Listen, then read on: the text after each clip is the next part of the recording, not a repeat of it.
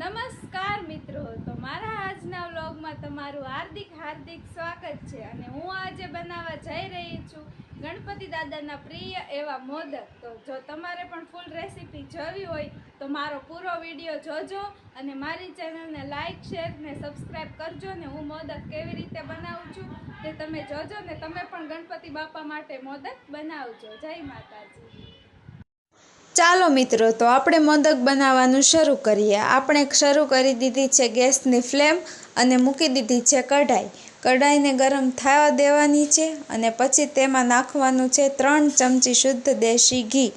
તમે તેલથી પણ બનાવી શકો છો, પણ ઘીમાં વધારે સરસ બને છે. ઘી ગરમ થયા પછી તમારા મુજબ ક્વોન્ટિટીમાં રવો નાખો અથવા સૂજી જે બારીક આવે છે તેને ધીમા ગેસે સાતળવાની છે. એકધારી સાતળવાની છે, નકર નીચે ચોંટી જશે. તે માટે હલાવ્યા રાખવાનું છે અને ધીમા ગેસે કરવાનું છે. ખૂબ સરસ આનાથી મોદક બને છે અને સાવ સરળ રીત છે. 10 મિનિટમાં તમારા મોદક બનીને રેડી થઈ જશે. જ્યાં સુધી કલર ન ચેન્જ થાય ત્યાં સુધી સાતળવાની છે અને થોડી ઘણી સતળાઈ જાય એટલે તેમાં નાખવાનું છે ટોપરું. મેં થોડુંક નાખ્યું છે, પણ તમે તમારા પ્રમાણે નાખી શકો છો અને ન નાખો તો પણ ચાલે. જો તમારી પાસે ટોપરું ના હોય તો પણ ચાલે. પછી બંનેને સાતળવાના છે. બંને સતળાઈ જાય પછી તેમાં નાખવાનું છે આપણે હુંફાળું દૂધ. જેવું તેવું દૂધને ગરમ કરવાનું છે, બહુ ગરમ નથી કરવાનું અને થોડુંક નાખતા જવાનું અને હલાવતા જવાનું. જો તમે બધું એક સાથે નાખશો તો ઢીલું થઈ જશે અને મોદક નહીં બને, છૂટા પડી જશે. તે માટે પછી બધું હલાવી નાખવાનું છે અને દૂધ નખાઈ જાય પછી તેમાં નાખવાની છે તમારા સ્વાદ પ્રમાણે ખાંડ. મેં મારા સ્વાદ પ્રમાણે ખાંડ નાખી છે 1/2 કપ. તમે તમારા સ્વાદ પ્રમાણે નાખજો અથવા તમે બુરું પણ વાપરી શકો છો, શુગર પાવડર પણ વાપરી શકો છો. અને આ આપણું મિક્સર રેડી થઈ ગયું છે અને આને ઠંડુ થવા દેવાનું છે. અને મારી ચેનલને તમે સબસ્ક્રાઈબ ના કરી હોય તો તમે અત્યારે જ સબસ્ક્રાઈબ કરજો.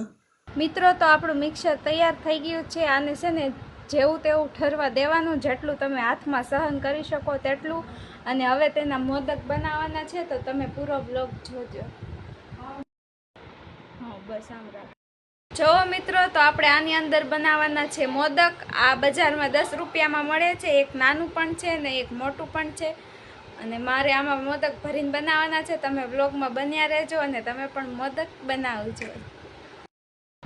મિત્રો, તો આપણે આ મોલ્ડ લઈ લીધું છે અને આમાં આપણે પહેલાં લગાડશું ઘી, જેથી મોદકનું જે મિશ્રણ છે તે ચોટે નહીં અને આપણો મોદક સરળથી બહાર નીકળી જાય.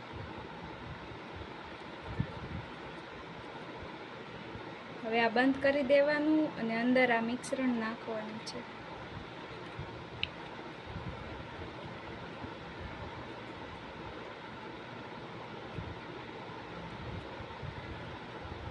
પછી આપણે નાખશું કાજુ ને બદામ અને ઉપર પાછું મિશ્રણ ભરી દેશું.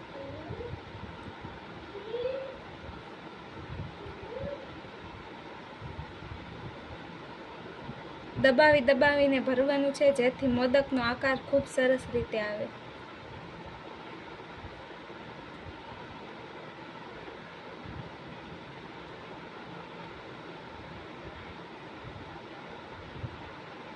અને હવે આપણે ખોલી નાખવાનું છે.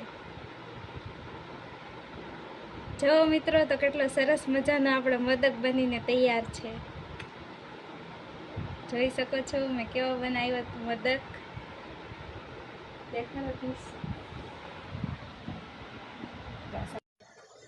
મિત્રો, કોમેન્ટમાં કહેવાનું ના ભૂલતા કે મોદક કેવા બન્યા અને કેટલા બન્યા છે તે કોમેન્ટમાં જરૂરથી લખજો. અને ગણપતિ બાપા મોરયા પણ લખજો. હવે બસ 2 જ દિવસ છે, પછી આપણે ગણપતિ બાપાનું વિસર્જન કરવા જવાનું છે. અને ગણપતિ વિના પછી આપણને ગમશે પણ નહીં, ગણપતિ દાદા વિના. તો 2 દિવસ છે તો ગણપતિ બાપાની સેવા કરી લઈએ.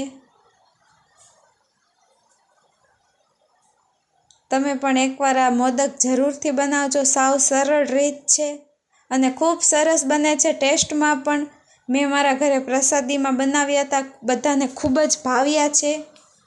તમે પણ ઘરે બનાવજો અને ગણપતિ બાપાને પ્રસાદી ચડાવજો.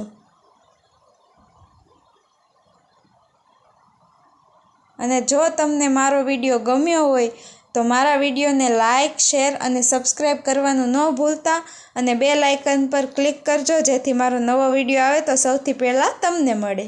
જો મિત્રો, તો મારા મોદક બનીને તૈયાર થઈ ગયા છે. કેવા બન્યા છે એ તમે કોમેન્ટમાં કહેજો અને તમે પણ પ્રસાદી લેવા આવજો. પાછા જલ્દી આવજો, નકર એટલા છે પૂરા થઈ જશે. તો મળીએ નેક્સ્ટ વ્લોગમાં. જય માતાજી, જય દ્વારકાધીશ અને કોમેન્ટમાં ગણપતિ બાપા મોરિયા લખવાનું ના ભૂલતા. Bye bye.